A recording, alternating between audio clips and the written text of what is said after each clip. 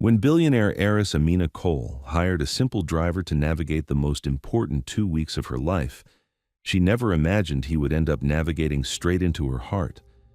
But what started as professional boundaries and polite conversation quickly became stolen glances, shared secrets, and a connection that threatened everything her high society world stood for. Little did she know that jealous rivals were watching, plotting to destroy her reputation with a single photograph that would twist their innocent moments into a scandalous lie.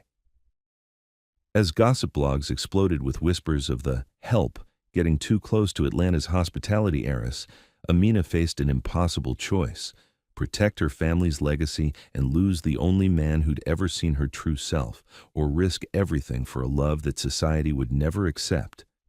But when the memorial gala for her beloved father arrives and shocking betrayals are revealed, Amina will discover that sometimes the greatest act of courage is choosing your heart over everyone else's expectations.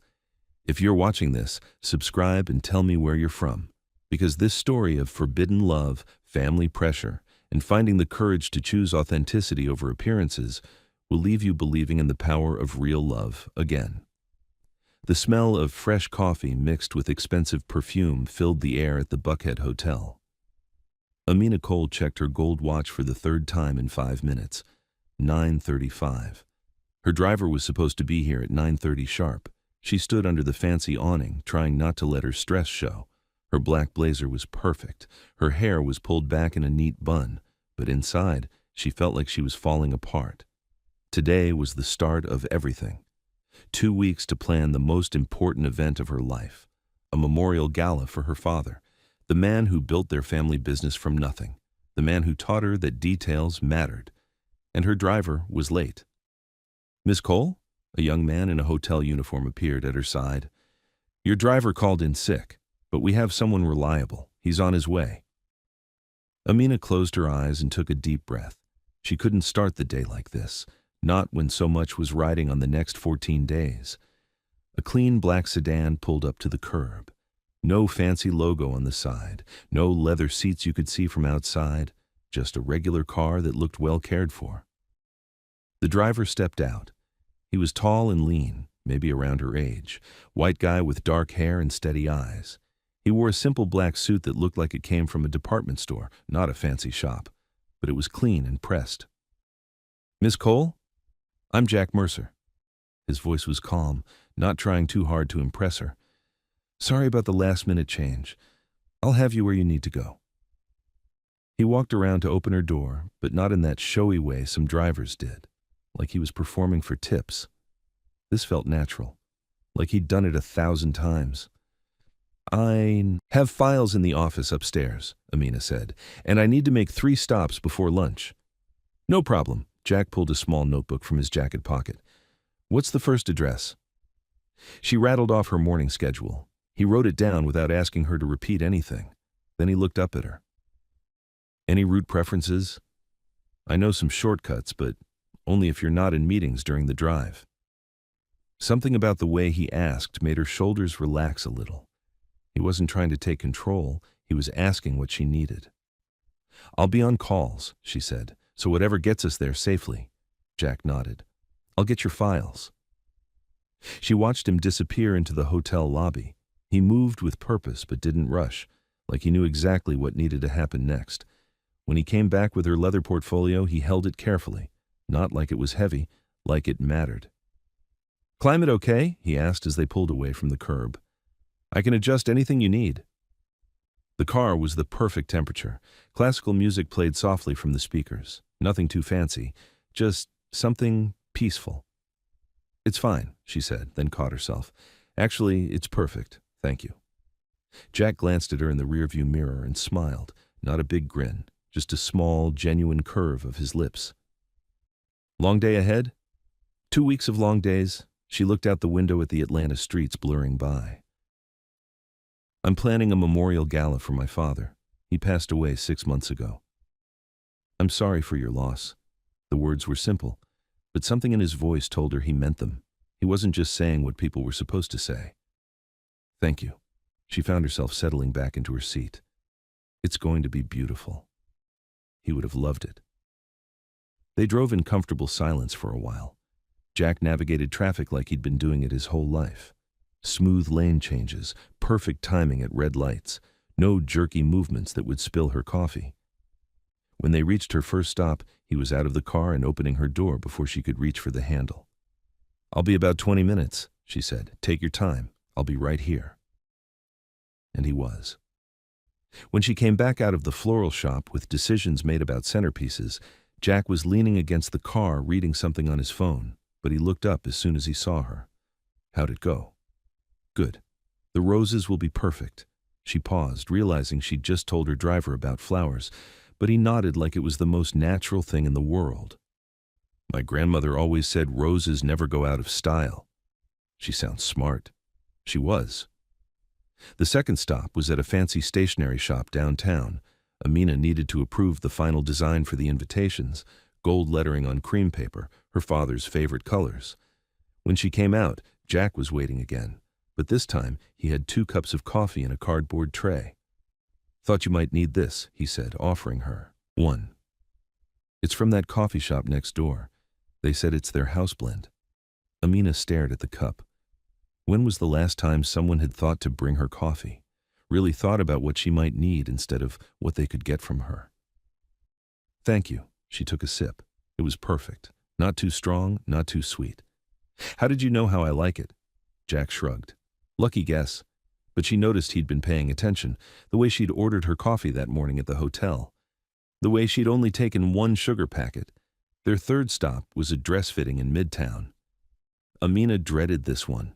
Standing still while someone pinned and adjusted the navy dress she'd wear to host the gala, thinking about how her father would never see her in it. She was gone for over an hour. When she came out, feeling drained and a little sad, Jack was standing by the car. He took one look at her face and opened the back door. "Rough one?" She nodded, not trusting herself to speak. "You hungry?" he asked as they pulled away from the curb. "I should eat something. I know a place." He drove them to a small bakery with a drive-through window, the kind of place she never would have noticed before. But it smelled amazing, fresh bread and cinnamon. 2 chicken salad sandwiches and a chocolate croissant, Jack said into the speaker. Then he looked back at her. "Sound okay?" "How did you mentioned chicken salad was your favorite when you were on the phone earlier, and chocolate fixes most things." They ate in the parking lot. Amina in the back seat, Jack turned around in the front. The sandwich was simple but delicious. The croissant was warm and flaky. "This is nice," she said. "I can't remember the last time I ate lunch sitting still. Food tastes better when you're not rushing." My father used to say that. The words slipped out before she could stop them. Jack didn't pry, didn't ask for details or try to fill the silence with empty words. He just ate his sandwich and let her think. "He would have liked you," she said finally. "Yeah?" "He believed in people who kept their promises. Even the small ones," Jack smiled. "Coffee and sandwiches?" "Coffee and sandwiches." They finished eating and headed back toward her condo. The afternoon had flown by, but Amina felt more relaxed than she had in weeks. Something about Jack's steady presence made everything feel manageable. When they pulled up to her building, Jack got out to help with her bags and files. As he handed her the leather portfolio, something small fell out onto the concrete. "Wait," he said, bending down to pick it up. It was a small velvet pouch. Amina's heart stopped when she saw it. "This was under the back seat," Jack said, holding it out to her. "Must have fallen out of your things." Amina opened the pouch with shaking hands. Inside was a gold cufflink with a small charm attached, her father's. She'd been looking for it for months. "I thought I lost this." "Forever," she whispered. "It was tucked pretty far back there, easy to miss." Jack said it casually, like finding lost treasures was just part of his job. But Amina knew better. He could have easily missed it, could have left it for the next passenger to find. "Thank you." She looked up at him, this man who'd spent one day taking care of details she didn't even know needed taking care of. "Really, thank you." "See you tomorrow morning, 8 o'clock? 8 o'clock? Amina watched him drive away, then looked down at the charm in her palm. Such a small thing. But it felt like a sign. Maybe the next 2 weeks wouldn't be as hard as she thought. The next morning, Jack was parked outside her building at 7:50. Amina saw him from her bedroom window as she finished getting ready. 2 coffee cups sat in the center console, steam rising from the lids. When she got to the car, he was out and opening her door before she could say good morning. "Sleep okay?" he asked. "Better than I expected." She settled into the back seat and noticed the music was different today. Still classical, but lighter, more upbeat. "You remembered I don't like strong scents." The car smelled clean but not perfumed. No air fresheners hanging from the mirror. No chemical cleaners lingering in the fabric. "Details matter," Jack said, glancing at her in the mirror. My father's favorite saying. Smart man. They had a busy day ahead. 3 stops in Midtown, a meeting with the caterer, a walkthrough at the hotel where the gala would be held. At the first stop, a vendor who specialized in fancy linens, Amina spent an hour going over fabric samples and color swatches. When she came out, Jack was leaning against the car reading a paperback book. "Good book?" she asked. He held it up so she could see the cover, a mystery novel with a worn spine. "Library find. You ever read mysteries?" "Not really. I'm usually too busy reading contracts. Maybe after the gala." It was such a simple comment, but it made her realize something. Jack wasn't just thinking about the next 2 weeks. He was thinking beyond that, like he planned to stick around. Their second stop was the stationery shop again. Final approval on the programs for the evening. Amina's nerves were starting to fray by the time they got back to the car. "Everything okay?" Jack asked, noticing her tense shoulders. "I just want it to be perfect. My father deserves perfect." Jack was quiet for a moment as they sat at a red light. "What was he like, if you don't mind me asking?" Amina looked out the window. "Kind, really kind. He built our business by treating people right. Never forgot where he came from." She paused. He would have been proud of this gala. All these people coming together to remember him. He raised a good daughter. The light turned green, and Jack drove on. But his words stayed with her, simple and honest. Their third stop was the dress fitting again. More pins. More adjustments. When Amina came out feeling frustrated and tired, Jack was waiting with something new. "What's that?" she asked, looking at the brown paper bag in his hand. "Milkshake, chocolate. There's a place around the corner that makes them the old-fashioned way." Amina stared at him. "You bought me a milkshake?" "Bad day calls for ice cream, my grandmother's rule." He handed her the cup, thick and cold, with a red-striped straw. She took a sip and almost smiled for the first time all day. Rich and creamy and perfect. "Your grandmother had good rules." "She raised me, so I hope so." They drove toward her evening appointment at the hotel. Amina sipping her milkshake and feeling the stress of the day start to fade. "Can I ask you something?" she said. "Sure." "Do you always take care of people like this?" Jack was quiet for a moment. "Like what?" "Coffee, sandwiches, milkshakes, paying attention to things." "I pay attention, that's all." But it wasn't just attention, it was care. Real care that didn't ask for anything back. Most people don't. Most people are busy thinking about themselves. They pulled up to the hotel where the gala would be held, a beautiful old building in downtown Atlanta with marble columns and chandeliers in the windows.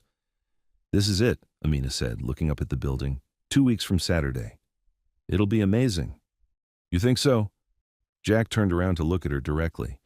"I've seen you work for 2 days. You don't do anything halfway." The meeting with the hotel event coordinator went well. Details confirmed, timeline locked in. Everything was falling into place. But by the time they got back to her condo that night, Amina was exhausted, not just tired, bone-deep weary from carrying the weight of making everything perfect.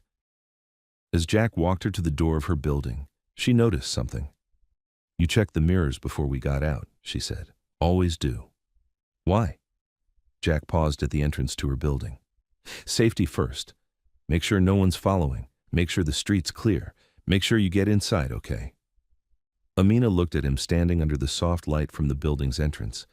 This man who'd spent 2 days taking care of details she didn't even know needed taking care of, who made sure she was safe without making a big deal about it. "Thank you," she said, "for everything. See you tomorrow, 8 o'clock. 8 o'clock? She watched him walk back to his car and drive away. Only then did she realize something had changed. For 2 days, she'd felt safe. Really safe.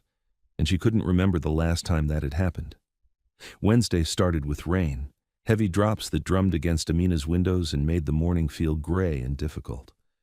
When she got to the car, Jack was waiting under an umbrella big enough for two. "Morning," he said, walking her to the passenger door. "Might be a wet one today." "I have to meet a vendor at an outdoor loading." "Doc," Amina said, feeling stressed before the day even started. "We'll figure it out." Jack had moved the car under the covered entrance to her building, smart thinking that kept them both dry. "You came prepared," she said, settling into the back seat. "Weather app said storms all morning. I brought extra towels, too." As they drove through the wet Atlanta streets, Amina's phone started buzzing, text after text, phone call after phone call. The vendor was running late. The hotel had questions about setup. Her mother wanted to know if she'd confirmed the guest speaker. By the time they reached the loading dock behind the hotel, Amina was wound tight with stress. "Miss Cole?" Jack's voice was gentle but firm. "Could you silence the phone while we're driving? Safety rule." Amina looked up from her screen, ready to snap at him. She had a million things to handle. People were depending on her. She didn't have time for... But then she saw his face, calm and steady, not trying to control her, just trying to keep them both safe. "You're right," she said, switching her phone to silent. "Sorry." "No apologies needed. Just want to get you where you need to go in one piece." The vendor meeting was a disaster. Half the flowers Amina had ordered weren't available. The delivery truck was stuck in traffic across town. Everything felt like it was falling apart. By the time she got back to the car, she was fighting tears. "Rough meeting?" Jack asked as she slumped into the back seat. "Everything's going wrong." "Want to tell me about it?" So she did. All of it. The flowers that weren't available. The vendor who didn't seem to understand what she needed.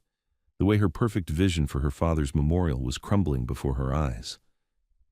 Jack listened without interrupting, without offering solutions she didn't ask for.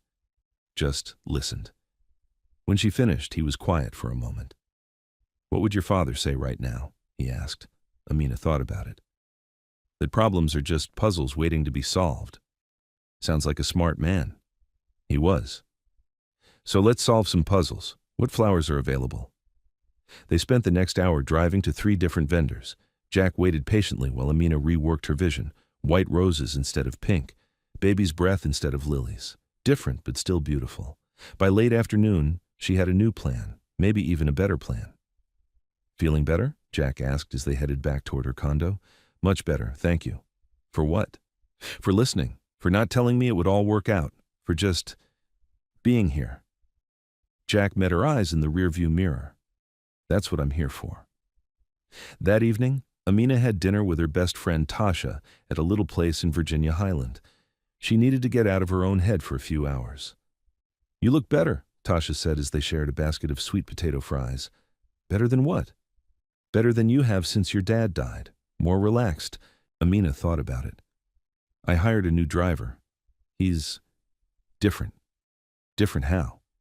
"He brings me milkshakes when I have bad days." Tasha raised an eyebrow. "Milkshakes?" "And he found my father's cufflink charm. I'd lost it months ago. It was under the back seat of his car." "Sounds like a good guy." "He is." Amina twisted the charm between her fingers. She'd worn it on a chain around her neck every day since Jack found it. "He pays attention to things." "What kind of things?" "How I like my coffee, that I don't like strong smells in the car, that I get stressed when people call while we're driving." She paused. "He makes sure I'm safe." Tasha was quiet for a moment. "When's the last time someone took care of you like that?" Amina thought about it, really thought about it.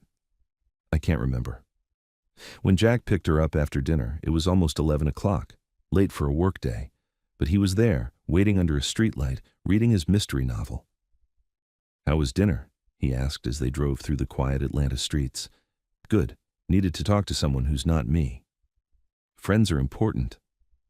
They drove in comfortable silence for a while. The city looked different at night, softer somehow, less rushed. "Jack," Amina said as they turned onto her street. "Yeah? Can I ask you something personal?" "Shoot. Why do you drive people around?" Jack was quiet for a moment. "I like helping people get where they need to go. There's something nice about being useful without getting in the way." "You don't get in the way." "Good. That's the goal." When they reached her building, Jack walked her to the door like he had every night. But this time, Amina noticed something else. He waited until she was inside the lobby before he walked back to his car. Not just to the door. Inside where she was safe. "Jack?" she called after him. He turned around. "Thank you for waiting until I'm inside." "Safety first," he said with that small, genuine smile. As Amina rode the elevator up to her condo, she realized something had changed over the past 3 days. She wasn't just hiring Jack to drive her around, she was starting to trust him, and that scared her more than she wanted to admit. Thursday morning started differently. Amina woke up early and found herself looking forward to seeing Jack, not just because she needed to get places, but because he made her days feel calmer. She was in her living room going over seating charts with Tasha when her phone rang. "That's my driver," Amina said, seeing Jack's name on the screen. "He's probably here early." She answered the call on speaker. "Morning, Jack?" "Morning. I'm out front whenever you're ready. No rush." His voice was calm and steady, like always, professional but warm. "Be right down," Amina said, then hung up. But Tasha had gone completely still. Her face was pale, and she was staring at the phone like she'd seen a ghost. "Tasha, what's wrong?" "That voice," Tasha said slowly. "I know that voice." "What do you mean?" Tasha sat down hard on the couch. "Remember when my car broke down on I-75 last winter, late at night, raining, and I was having a panic attack on the side of the road?" Amina remembered. Tasha had called her, crying and scared, but by the time Amina could get there, someone had already helped her. "Someone stopped and stayed with me until the tow truck came," Tasha continued. "A man. He kept me calm, made me count things to stop the panic attack. He stayed in his car, gave me space, but he didn't leave until help arrived." "Okay. That's him, Amina. That's the same voice. Your driver is the man who helped me." Amina felt something flutter in her chest. "Are you sure?" "He made me name 5 blue things to stop the panic attack. Your phone, the sky, my sweater, his car, the road signs." Tasha's eyes were wide. I'd know that voice anywhere. Amina grabbed her purse and hurried downstairs. Jack was waiting by his car, checking something on his phone. When he saw her coming, he looked up and smiled. "Ready for another day of puzzle solving?" he asked, opening her door. "Jack," Amina said, settling into the back seat, "can I ask you something?" "Always?" As they pulled away from her building, Amina tried to figure out how to ask. "Do you ever stop to help people? People you don't know?" "Sometimes, if someone needs help. Last winter on I-75, a woman with car trouble." Jack was quiet for a moment. "Lots of people have car trouble. She was having a panic attack. Someone stayed with her until help came, made her count blue things." Jack's eyes met hers in the rearview mirror. "How is she now? Your friend?" So it was him. He wasn't denying it, but he wasn't claiming credit either. "She's good, really good. She says that person saved her life that night." "She saved her own life. She just needed someone to remind her how." They drove in silence for a few minutes. Amina studied Jack's face in the mirror. The same calm expression he always wore. Like helping people was just what you did. "You didn't have to stop," she said finally. "Yeah, I did." "Why?" "Because she needed help." That evening, after a full day of running errands and making final arrangements, Amina sat in her condo thinking about what Tasha had told her.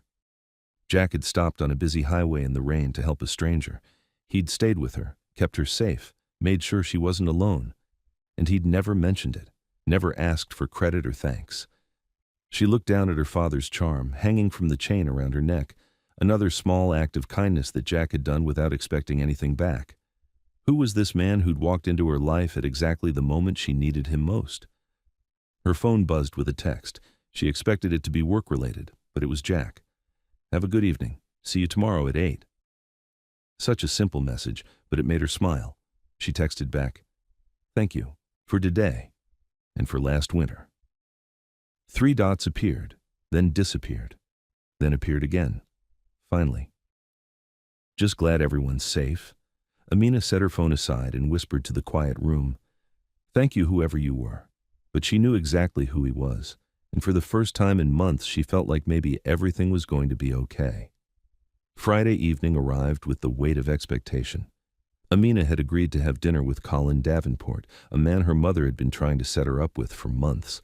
Colin was perfect on paper, Harvard MBA, successful investment firm, from a good family with the right connections, everything her mother thought she needed.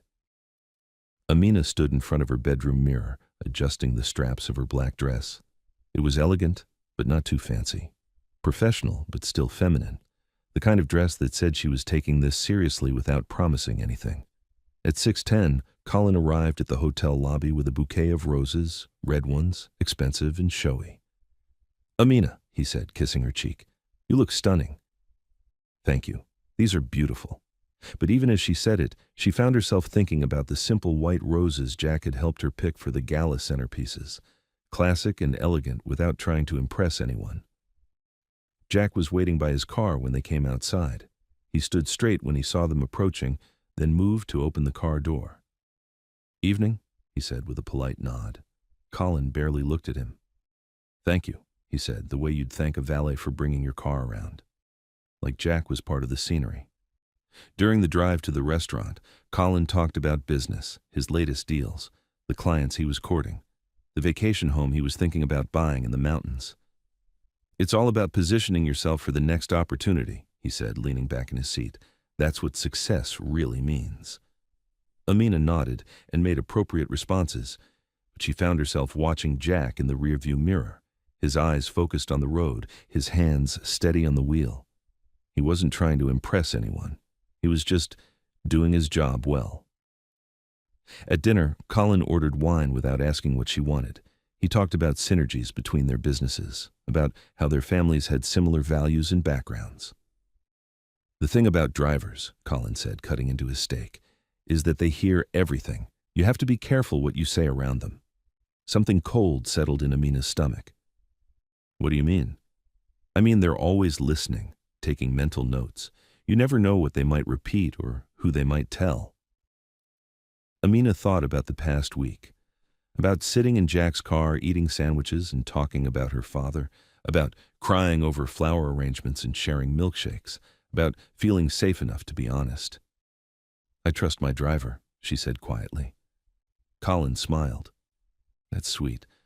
But trust is a luxury people like us can't always afford. People like us. As if having money meant you couldn't trust anyone who didn't." Amina excused herself to use the restroom and sent a quick text to Jack. "Can you pick me up at 8:30 instead of 9? Change of plans." He texted back immediately. "Of course. Everything okay?" She almost smiled at the concern in his message. "Yes, just ready to go home." When she returned to the table, Colin was talking about a yacht club membership, something about the importance of being around the right kind of people. "You know what I love about you, Amina?" he said, reaching across the table to touch her hand. "You understand quality. You appreciate the finer things." But as he said it, all Amina could think about was Jack bringing her coffee from a little shop next door. Not because it was expensive or fancy, but because he'd noticed how she liked it. At 8:25, she saw Jack's car pull up outside the restaurant. "That's my driver," she said, gathering her purse. "Already? But we haven't had dessert."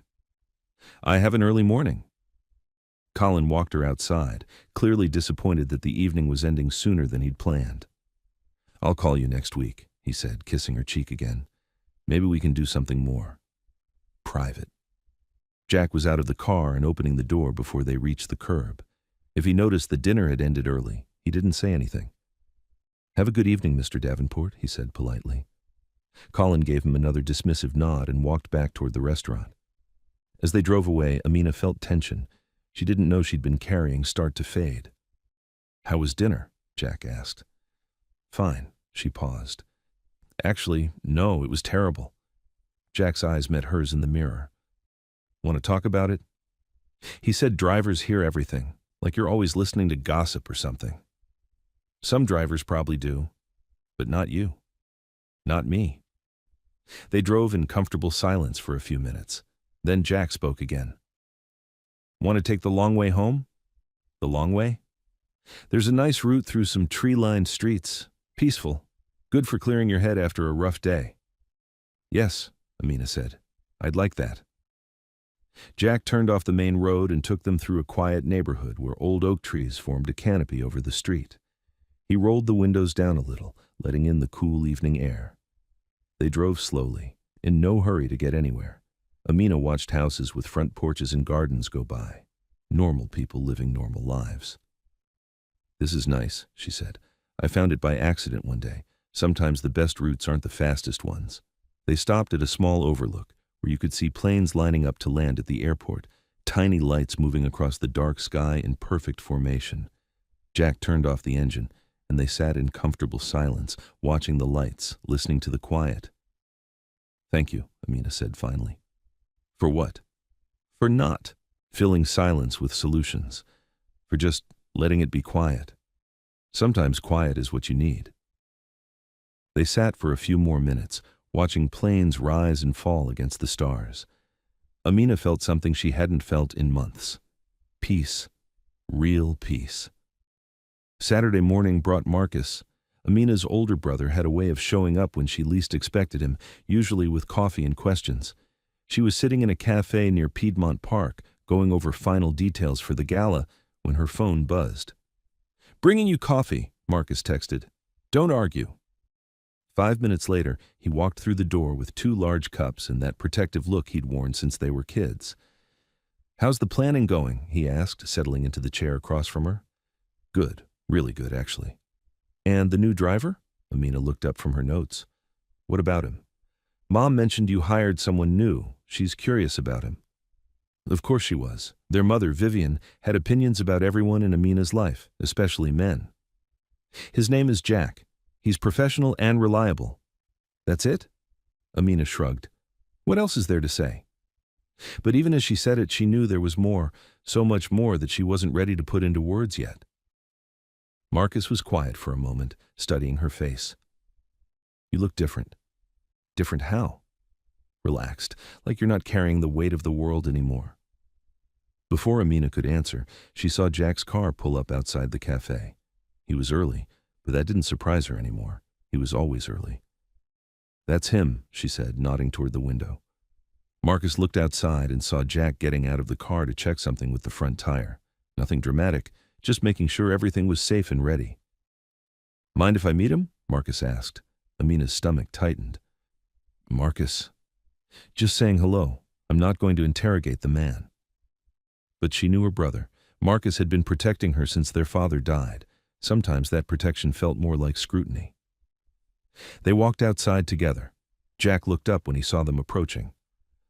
"Morning, Miss Cole," he said, straightening up. "Ready when you are." "Jack, this is my brother Marcus. Marcus, this is Jack." The 2 men shook hands. Amina watched Marcus take in Jack's firm grip, his direct eye contact, the way he stood without trying to make himself taller or smaller. "Nice to meet you," Marcus said. "Mind if I ask you a few questions?" Jack glanced at Amina, then back at Marcus. "Sure." "How long have you been driving?" "About 5 years professionally, but I've been fixing cars since I was a teenager." "Fixing cars?" "I work nights at a garage in Southside. Southside Auto. Helps pay the bills." Marcus nodded. "Long hours." "I don't mind working." "What's your long-term plan? You want to drive people around forever?" Jack was quiet for a moment. "I like fixing things. Cars, problems, whatever needs fixing. There's something satisfying about making things work better." "And my sister's just another problem to fix?" "Marcus," Amina said, her voice sharp with warning, but Jack answered calmly. "Your sister doesn't need fixing. She needs someone reliable who keeps his promises. That's what I try to be." Marcus studied him for another moment. Simple promises? The best kind. Something in Marcus's expression softened. "Well, drive safe. Always do." As they drove away, Amina felt embarrassed and grateful at the same time. "Sorry about that," she said. "He means well. He's protecting you. That's what brothers do." "Did you mind the questions?" "Nope. If I had a sister, I'd probably ask the same ones." They spent the morning running errands for the gala. Final fittings, last-minute confirmations, everything was coming together exactly as planned. At their final stop, a boutique tailor who was pressing her gala dress, Amina noticed something while she was getting fitted. Through the window, she could see Jack at his car. He was talking to the shop owner about something. When she came outside 20 minutes later, Jack was waiting by the passenger door like always. But something was different. The garment bag with her dress looked newer somehow. Cleaner. "What did you and the shop owner talk about?" she asked as they drove home. "He mentioned there was a small tear in your garment bag. The zipper was catching the fabric." So I asked him to fix it. Didn't want your dress to get damaged." Amina stared at him in the rearview mirror. "You paid to fix my garment bag?" Jack shrugged. "Small thing, but it matters." It was a small thing, maybe $20. But as they drove through the Atlanta streets, Amina felt something warm settle in her chest.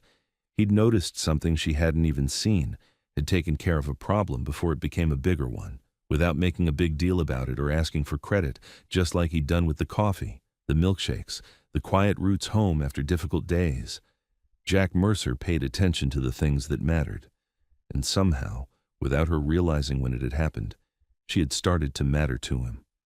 That thought should have scared her. Instead, it made her smile. Sunday morning felt different, lighter somehow. Amina woke up thinking about the week ahead instead of dreading it. She had asked Jack to pick up both her and Tasha after church. They were going to brunch, and then she wanted to show Tasha the hotel where the gala would be held. When they came out of the small church where Amina's father used to take her as a child, Jack was waiting by his car. He wore a simple navy suit that looked like he'd pressed it himself, clean and respectful. "Morning, ladies," he said, opening the back door for them. "Jack, this is my best friend Tasha. Tasha, this is Jack."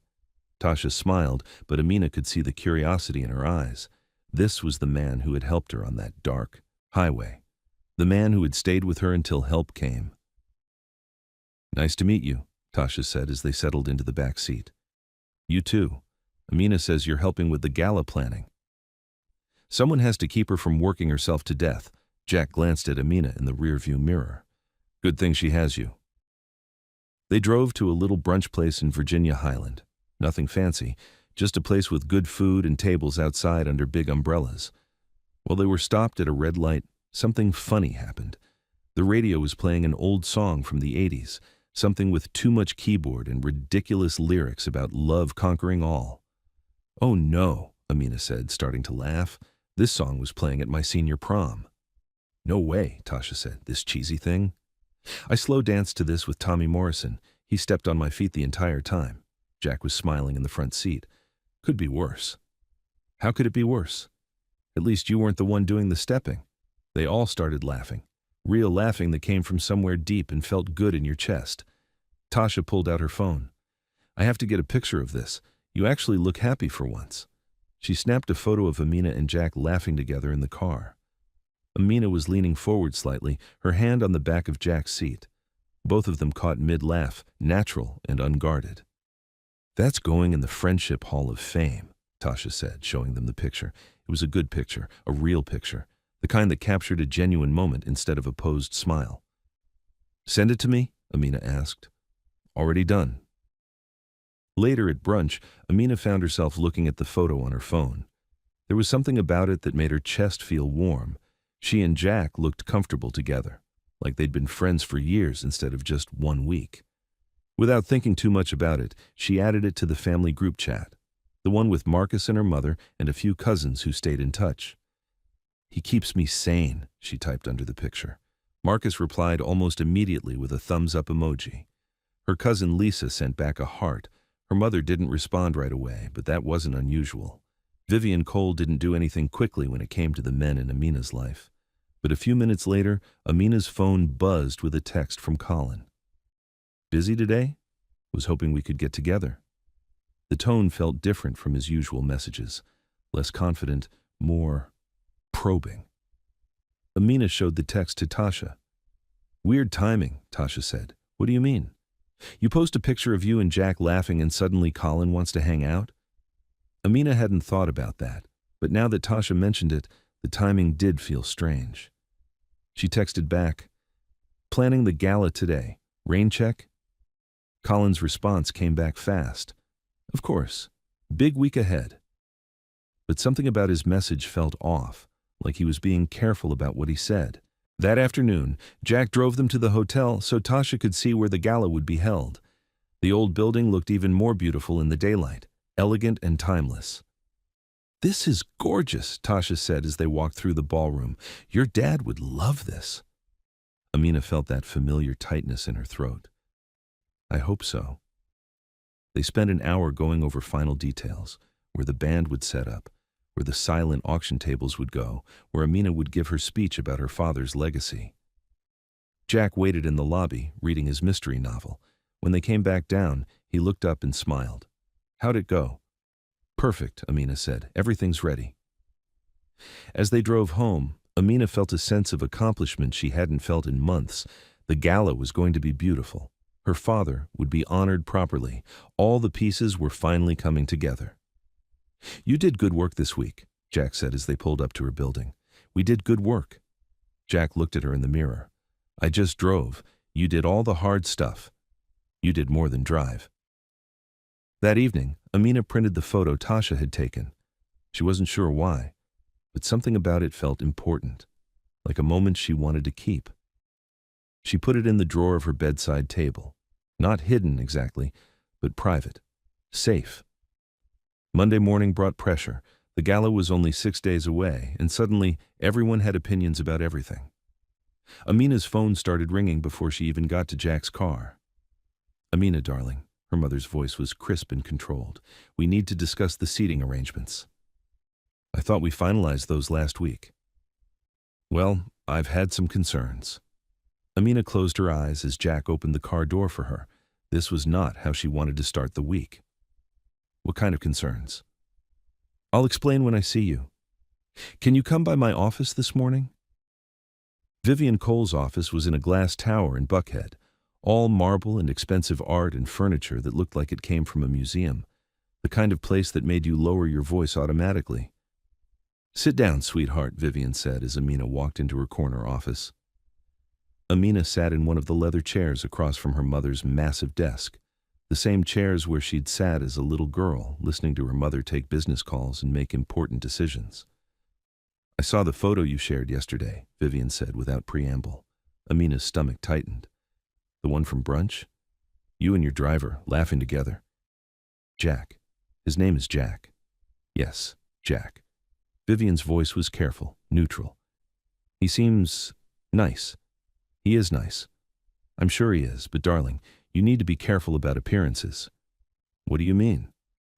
Vivian sighed and came around to sit in the chair next to Amina, the way she used to when Amina was little and needed to understand something important. "You're a public figure now. People watch what you do. They talk about what they see.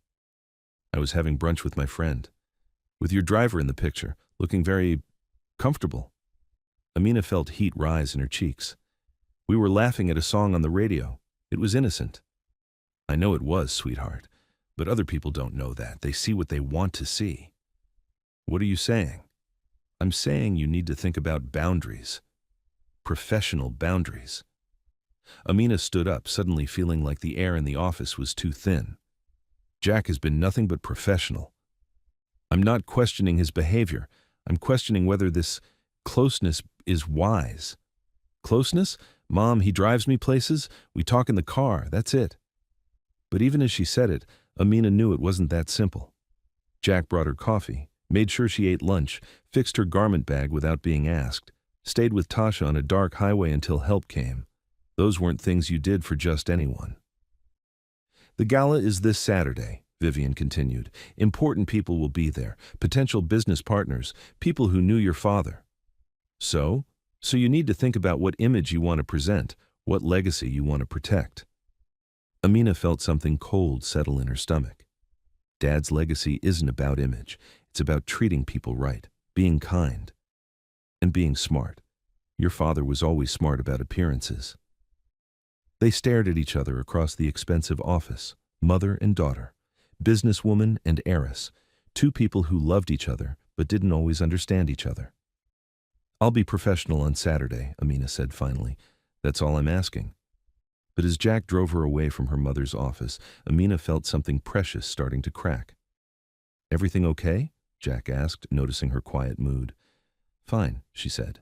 Then, because lying felt wrong, My mother has concerns about Saturday.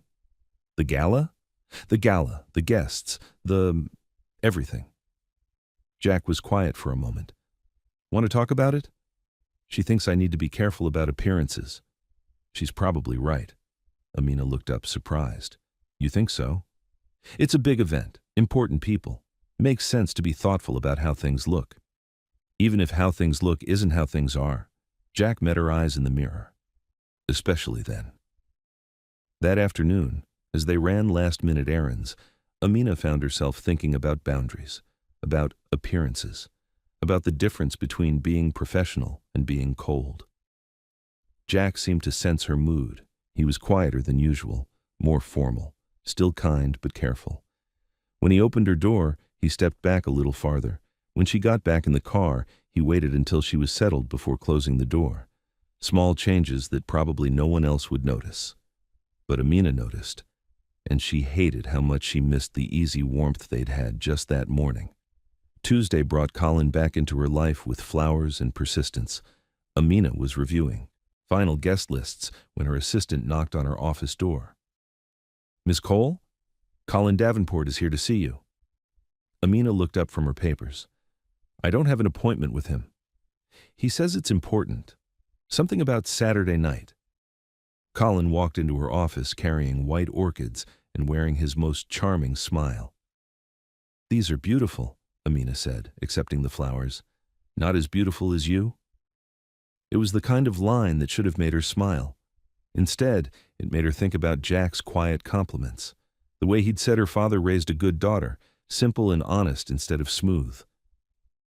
What can I do for you, Colin? I wanted to talk about Saturday night, the gala. What about it?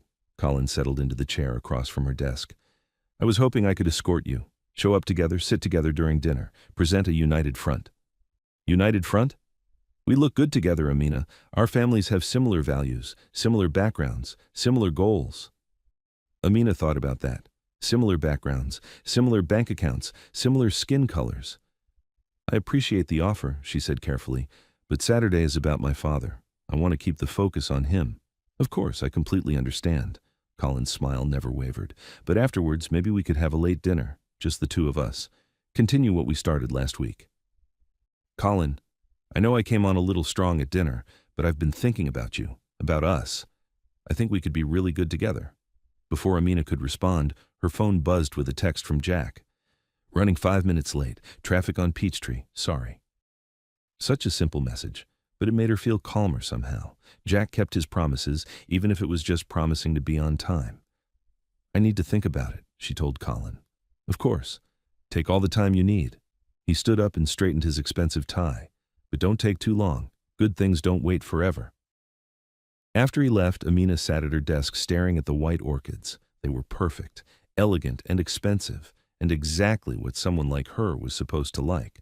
But she found herself thinking about the simple white roses Jack had helped her choose for the centerpieces, classic and genuine instead of trying to impress anyone. When Jack arrived to pick her up, his apology was immediate and sincere. Sorry I'm late. There was an accident on Peachtree that backed everything up. It's fine. I wasn't ready anyway. As they drove to her final dress fitting, Jack seemed different, more distant, professional but careful. Everything okay? She asked. Of course. Why? You seem formal today. Jack was quiet for a moment. Just want to make sure I'm doing my job right. You always do your job right. Want to keep it that way. Something in his tone made her chest feel tight, like he was pulling back from her, creating space where there hadn't been space before. At the dress, fitting. Everything was perfect. The navy blue gown fit like it was made for her. The color brought out her eyes and made her skin glow. You look stunning, the tailor said as she stood in front of the three-way mirror. My father would have loved this, Amina said softly. He would have been very proud. When she came out of the shop, Jack was waiting by the car, but when he saw her, something flickered across his face, gone so fast she almost missed it. Ready? He asked, opening her door. Ready? As they drove back to her office, Amina found herself thinking about Saturday night, about walking into that ballroom alone, about giving her speech about her father's legacy while everyone watched and judged. "Jack," she said as they stopped at a red light. "Yeah? Are you working Saturday night? The gala? If you need me to. I might need—" She paused, not sure how to ask for what she needed. "It would be nice to have someone there who knew him. My father, I mean. I didn't know your father. But you understand what he meant to me. What this night means." Jack looked at her in the mirror. "I'll be there if you want me there. I want you there. Then I'll be there." Such a simple exchange, but it made Saturday feel less scary somehow. That evening, Amina sat in her condo looking at the photo from Sunday brunch, she and Jack laughing together like old friends, natural and easy and real. Her mother's words echoed in her mind, appearances, boundaries, professional distance, but looking at the photo, all she could think was how right it felt, how safe she'd felt in that moment, how much she was going to miss that feeling if she let other people's expectations destroy it. Wednesday morning brought the storm clouds, both literal and figurative. Amina woke to gray skies and the kind of heavy air that promised rain all day. When she got to Jack's car, she could feel the tension between them like a physical thing. "Morning," he said, opening her door with his usual courtesy. "Morning." But it felt different, careful, like they were both walking on eggshells. They had a busy day planned, final walkthrough at the hotel, last meeting with the caterer, pickup of the memorial programs from the printer. Everything was going perfectly on paper. But something felt wrong. Jack was as professional as ever. He opened doors and carried bags and navigated traffic with his usual skill. But the easy warmth was gone. The casual conversations, the comfortable silences. He was doing exactly what her mother had suggested, maintaining professional boundaries, and Amina hated it. At the hotel, she went through her checklist with robotic efficiency. Table arrangements, perfect. Lighting, elegant. Sound system, tested and ready. "Everything looks wonderful, Miss Cole," the event coordinator said. "Your father would be so proud." Amina nodded and smiled and said all the right things, but she felt disconnected from it all, like she was watching someone else's life from a distance. When she got back to the car, Jack was reading his mystery novel. He looked up when she approached, but didn't ask how things went. "All set?" he asked. "All set." Their next stop was the caterer's kitchen to approve the final menu. Amina tasted elegant canapés and perfectly seasoned entrees and a chocolate dessert that was supposed to be her father's favorite. Everything was exactly as she'd ordered, but nothing tasted like anything. "Is something wrong?" the head chef asked, noticing her lack of enthusiasm. "No, it's perfect. Everything's perfect." But as they drove to their final stop, Amina felt like she was drowning in perfection. The memorial programs were beautiful, cream paper with gold lettering, just like the invitations. Her father's photo on the front looked distinguished and kind. The program inside listed speakers and tributes and all the ways people would remember him. "These are lovely," the printer said as he handed her the boxes. "Very elegant. Elegant, perfect, beautiful, all the right words for something that felt completely wrong." Jack loaded the boxes into the trunk without comment. When he opened her door, she hesitated before getting in. "Jack?" "Yeah? Do you think we could we just drive for a while, before going back?" He looked at her for a long moment, really looked at her. "Where do you want to go?" "I don't care. Anywhere but back to work." Jack nodded and closed her door gently. Instead of heading back downtown, he took them on back roads she'd never seen before, through neighborhoods with old trees and front porches, past parks where kids played on swings despite the gray sky. They drove in silence for 20 minutes. No destination, no schedule, just movement through the world. Finally, Jack pulled into a small parking area near a lake. Not a fancy park with facilities and signs, just a quiet place where the water lapped against a muddy shore. He turned off the engine, and they sat in the quiet. "You want to talk about it?" he asked finally. "About what?" "Whatever's got you looking like you're going to someone's funeral instead of celebrating someone's life." Amina felt tears sting her eyes. "How did you know?" "Know what?" "That this feels more like a funeral than a celebration." Jack was quiet for a moment. Because you care more about honoring him than impressing people. And sometimes those are different things. Everyone keeps telling me how perfect everything is, how proud he'd be, how elegant and beautiful and appropriate. Her voice was getting tighter with each word. But it doesn't feel like him at all. What would feel like him? Amina thought about it, really thought about it.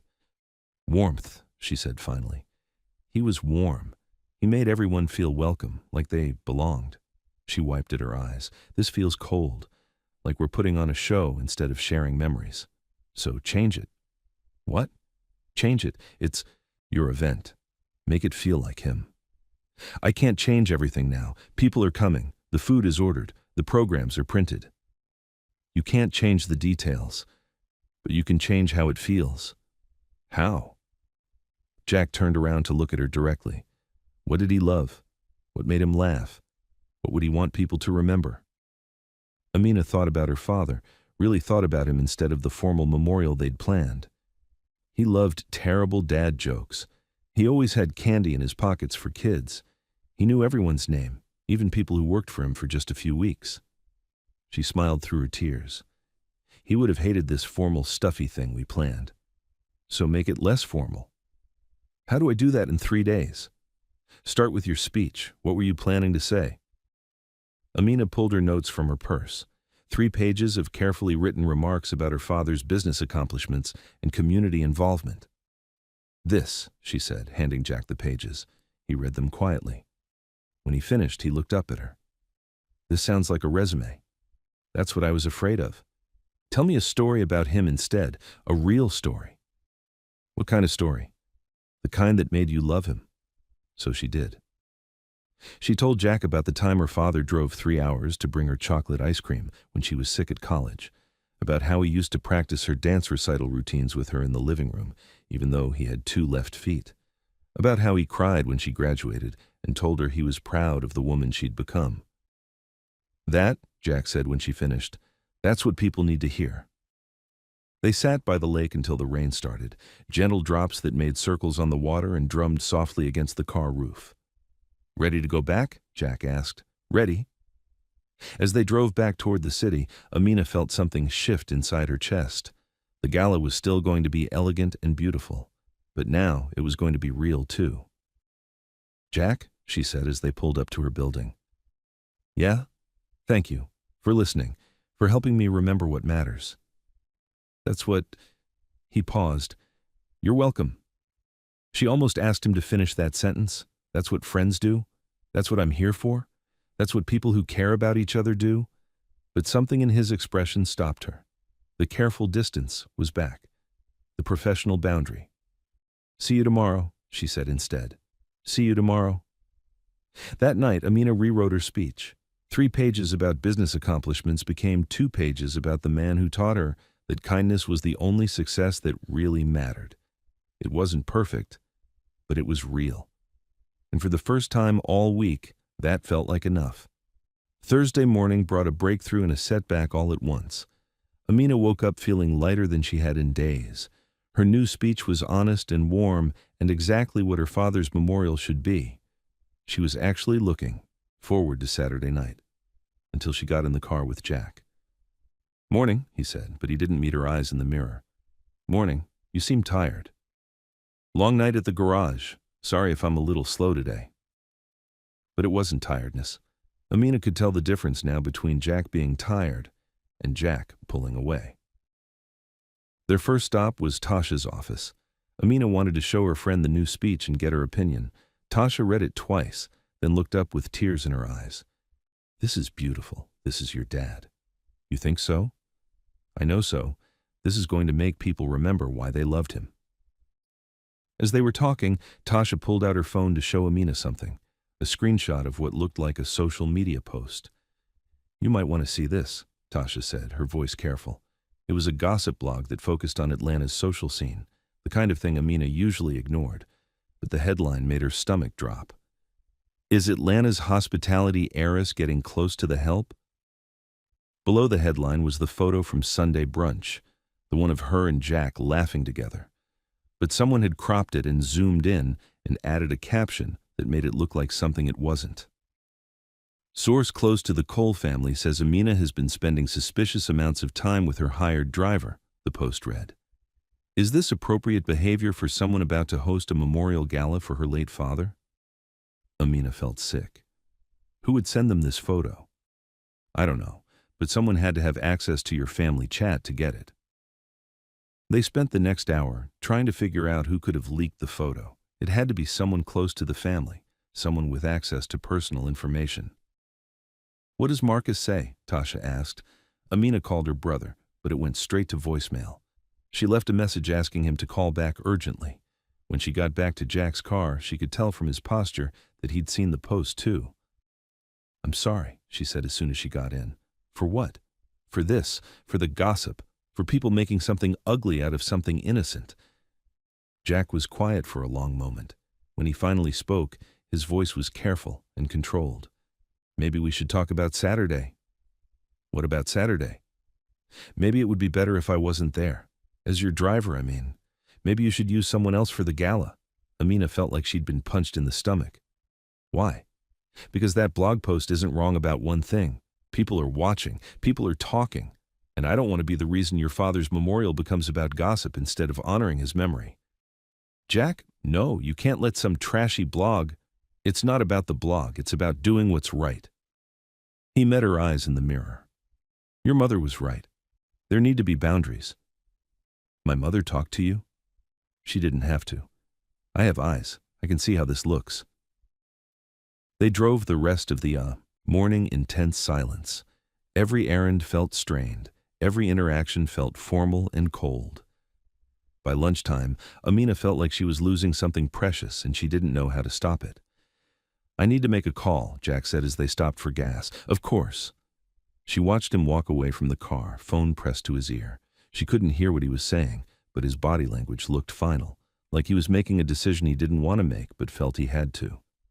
When he came back, his expression was carefully neutral. I called the car service. They'll have someone else available for Saturday night. Jack, this is for the best, Amina, for both of us. It was the first time he'd used her first name instead of Miss Cole. And somehow, that made it hurt even more. That afternoon, Marcus finally called back. I saw the blog post, he said without preamble, and I think I know who leaked the photo. Who? I'm not sure yet, but I'm looking into it. Someone forwarded the photo from our family chat to an outside number. I can see it in the message thread. Can you tell who? Give me 24 hours. I'll have an answer. But 24 hours felt like forever when Jack was already pulling away. That evening, as Jack dropped her off at her building, Amina tried one more time. Please don't do this, she said as he opened her door. Please don't let them win. I'm not letting anyone win. I'm just doing what's right. What's right is you being there Saturday night. What's right is not letting gossip and lies change how we act. Jack was quiet for a long moment. What's right is me protecting your reputation, even if that means protecting it from me. I don't need protection from you. Yeah, he said softly. You do. As she watched him drive away, Amina felt something breaking inside her chest, something that had been growing and warming and making her days brighter. She went upstairs and looked at the photo from Sunday brunch, the one that had started all this trouble, two people laughing together, comfortable and happy and completely innocent. But as she looked at it, she realized something that made her chest tight with panic. Somewhere over the past 2 weeks, without meaning to, without planning it, she had started to fall for Jack Mercer. And now she was about to lose him over a lie. Friday morning came with rain and a car service that wasn't Jack. Amina stood at her window watching a black sedan that looked exactly like Jack's pull-up to her building. For a moment, her heart jumped.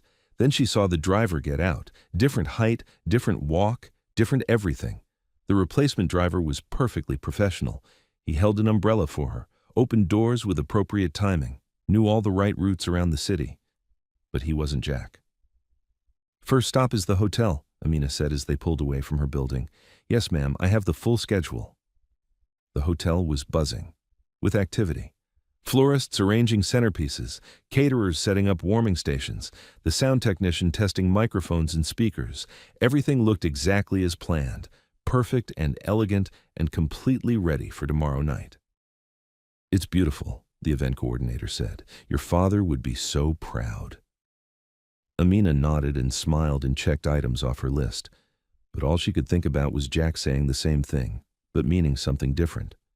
Not proud of the elegance, but proud of the love behind it. At lunch, she tried calling him. It went straight to voicemail. Jack, it's me, Amina. I know you think you're doing the right thing, but you're wrong. I need you there tomorrow night, not as my driver, as someone who cares about what this night means to me. Please call me back. He didn't. That afternoon, she drove to Southside Auto, the garage where Jack worked nights fixing cars and keeping his hands busy. She'd never been there before, but she remembered him mentioning it. A small shop in a neighborhood that had seen better days but was trying to come back. The owner, an older Hispanic man with kind eyes, was working under the hood of an old pickup truck. Excuse me, Amina said. I'm looking for Jack Mercer. The man straightened up and wiped his hands on a rag. You're the lady from the hotel. I'm sorry? Jack's lady? From the hotel family. He smiled. He talks about you. He does? Says you're good people. Says you care about doing things right. The man studied her face. But he won't be in today. Said he needed some time to think. Amina felt her heart sink. Do you know where he is? Can't say. But I can tell you something about Jack. The man leaned against the truck. He's good people too. Best worker I ever had. Shows up when he says he will. Fixes things right the first time. Takes care of people. I know. But he thinks he's not good enough. Thinks he doesn't deserve good things. The man shook his head. Sometimes good people make bad decisions because they think they're protecting someone else. What should I do? Tell him the truth, whatever that is for you. As Amina drove home in the anonymous car service sedan, she thought about truth. The truth was that Jack had become more than her driver somewhere along the way. More than a professional relationship. More than just someone who got her from place to place safely. The truth was that his quiet care had healed something in her she didn't even know was broken. The truth was that tomorrow night, the most important night she'd had since her father died, felt wrong without him there. That evening, she sat in her condo writing a text message she deleted 6 times. Finally, she settled on something simple. I miss you. She stared at the message for 10 minutes before sending it. The response came back an hour later. This is better for both of us. But as she got ready for bed, Amina didn't feel like anything about this was better. Tomorrow night was supposed to be about honoring her father's memory, about celebrating the kind of man he was and the legacy he left behind.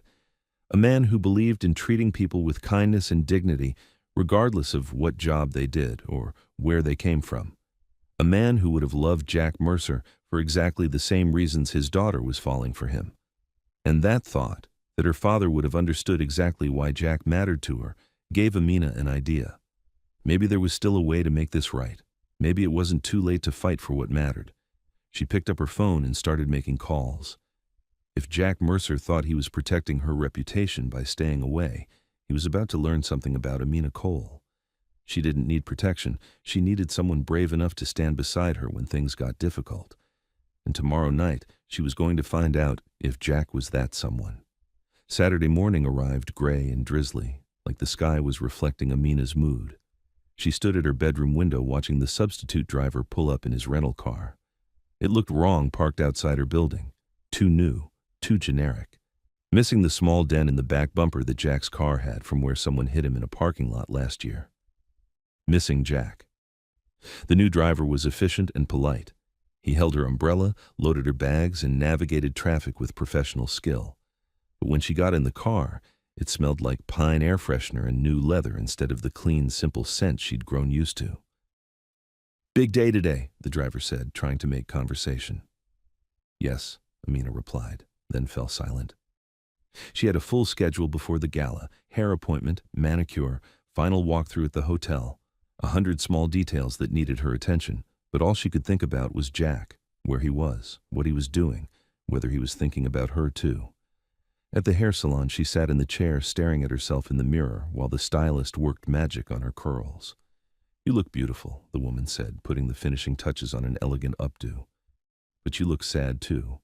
Big event tonight. A memorial gala for my father. I'm sorry for your loss. He must have been special. He was. Amina touched the charm hanging from her necklace, the cufflink Jack had found for her. He would have liked... Never mind. He would have liked what? Someone I know. Someone who pays attention to the things that matter. The stylist smiled in the mirror. Sounds like he taught you to recognize good people. He did. I just hope I'm brave enough to fight for them. After the salon, Amina's phone buzzed with a call from Marcus. I found out who leaked the photo, he said without preamble. Who? Erin Shaw, Colin's assistant. She has access to his phone and email. Looks like she forwarded the photo from our family chat after Colin showed it. To her. Amina felt a mix of relief and anger. Relief that it wasn't someone in her family. Anger that Colin and his assistant had violated her privacy. Why would she do that? Best guess? Colin was threatened by your connection with Jack, asked her to dig up dirt. She found the photo and sent it to the gossip blog. Amina struggled for words. That's incredibly low. Yeah, but here's the thing. I can prove it. I have the metadata from the forwarded messages, timestamps, device IDs, the whole trail. What do you want to do about it? That's up to you. We could expose them. Make it public that they leaked a private family photo to create a scandal. Amina thought about it. She could destroy Colin's reputation the way he'd tried to destroy hers. Could make Erin pay for violating her privacy. But that would make tonight about drama instead of her father's memory. No, she said finally. Don't make it public. Just quietly remove them from tonight's guest list. Let them know we know what they did, but don't create a scene. You sure? They tried to ruin your reputation. And I won't let them ruin Dad's memorial by turning it into gossip. Marcus was quiet for a moment. Dad would be proud of how you're handling this. I hope so. After lunch, Amina went to the hotel for her final walkthrough. Everything was perfect. White roses and baby's breath on every table. Soft lighting that made the ballroom feel warm and elegant. A slideshow of photos ready to play during dinner. The flowers are beautiful, the event coordinator said. Classic and timeless. Amina nodded, remembering the day Jack had helped her choose them. How he'd listened to her stress about pink versus white, and then quietly suggested that sometimes the simplest choice was the right one. She missed him so much, it felt like a physical ache. That afternoon, she tried calling him one more time. Jack, it's me again. I know you think you're protecting me, but you're wrong. Tonight is going to be about celebrating my father and the kind of man he was. A man who believed in treating people with dignity and respect, no matter what their job was or where they came from. A man who would have been proud to know you. Please, please don't let other people's small-mindedness keep you away from something that matters. She hung up and stared at her phone, willing it to ring back. It didn't. At 5 o'clock, she started getting dressed. The navy blue gown fit perfectly, elegant and sophisticated without being flashy. Her father's cufflink charm rested against her throat on its gold chain. She looked in the mirror and saw a successful, poised woman ready to host an important event. But inside, she felt like she was missing a piece of herself. The gala was everything Amina had planned it to be. The ballroom glowed with soft light and filled with the quiet conversation of 200 guests, business partners and family friends and community leaders who had known and respected her father. Amina moved through the crowd, accepting condolences and thanks, smiling and making small talk and playing the gracious hostess, but part of her kept looking toward the entrance, hoping to see a familiar figure in a simple black suit. You look beautiful, darling, her mother said, appearing at her elbow with a champagne flute. Your father would be so proud. Thank you. And I'm glad you took my advice about maintaining appropriate boundaries. It's important for people to see you as the professional woman you are. Amina nodded and smiled, but inside she felt hollow. Professional boundaries, appropriate behavior, the right kind of image, all the things that mattered to everyone except her father. During cocktail hour, she spotted Colin across the room. He caught her eye and raised his glass in a small salute, like nothing had happened, like he hadn't tried to sabotage her reputation to clear his own path. She looked away without acknowledging him. Ladies and gentlemen, the event coordinator's voice came through the sound system. Please take your seats. Dinner is about to be served. Amina made her way to the head table, where she would sit with her mother and Marcus and a few family friends. The chair next to her, where a date would sit if she had brought one, remained empty. She'd thought about asking someone. Tasha had offered to come as her companion, but somehow having anyone else in that seat felt wrong. During the first course, she barely touched her food. During the second course, she smiled and nodded as people shared memories of her father. During dessert, she steeled herself for the speech she would have to give. The speech she'd rewritten because of Jack's gentle questions about what her father would have really wanted people to remember. "Ladies and gentlemen," the event coordinator announced, "please welcome Amina Cole." Amina stood and walked to the podium, her heart pounding. 200 faces looked back at her expectantly. Important faces, successful faces, people who had known her father in boardrooms and business deals. She looked down at her notes, then set them aside. "Thank you all for being here tonight," she began. "My father would be amazed to see so many people gathered to remember him, not because he didn't know he was loved, but because he was always surprised when people made a fuss over him." A few chuckles from the audience. "Most of you knew my father as a successful businessman, a community leader, someone who built something lasting and valuable. All of that is true. But tonight I want to tell you about the man I knew." She told them about the father who drove 3 hours to bring her ice cream when she was sick, about the man who knew the names of everyone who worked for him, from the executives to the janitors, about how he used to say that character was measured not by how you treated people who could help you, but by how you treated people who couldn't. He believed that kindness was the only success that really mattered, she said, her voice growing stronger. That treating people with dignity and respect wasn't just good business, it was the right way to live. As she spoke, she found herself thinking about Jack, about his quiet kindness and steady reliability, about the way he'd helped Tasha on a dark highway without expecting thanks, about how he'd found her father's cufflink and returned it like it was the most natural thing in the world. "My father taught me to recognize good people," she continued, "not by what they do for a living or where they went to school or what their last name is, but by how they treat others when no one is watching, by whether they keep their promises, especially the small ones, by whether they make the world a little bit better just by being in it." She paused, looking out at the audience, successful, accomplished people who had made careers out of judging others by their credentials and connections. "I hope that when people remember me someday, they say the same things about me that I'm saying about my father tonight, that I was kind, that I was fair, that I chose compassion over convenience and character over convention." She raised her glass. "To my father, a man who knew that the measure of a life is not what you accumulate, but what you give. Not who you impress, but who you serve. Not how you appear to others, but who you really are when it matters." The audience rose and drank the toast. But as they sat back down, Amina felt something shift in the room. Her words had been about more than her father. They'd been a statement about the kind of person she wanted to be, the kind of person who didn't let other people's expectations dictate her choices. As the evening wound down, people began to leave. They stopped by to thank her, to share one more memory of her father, to tell her how moving her speech had been. "That was beautiful, sweetheart," her mother said, hugging her goodbye. "Your father would have loved it." "I hope so." Marcus was one of the last to leave. "You okay?" he asked, studying her face. "I will be." "What are you going to do about Jack?" "I don't know yet, but I'm going to do something." After everyone left, Amina stood alone in the ballroom. The flowers would be donated to local nursing homes tomorrow. The leftover food would go to shelters. The photos and decorations would be packed away.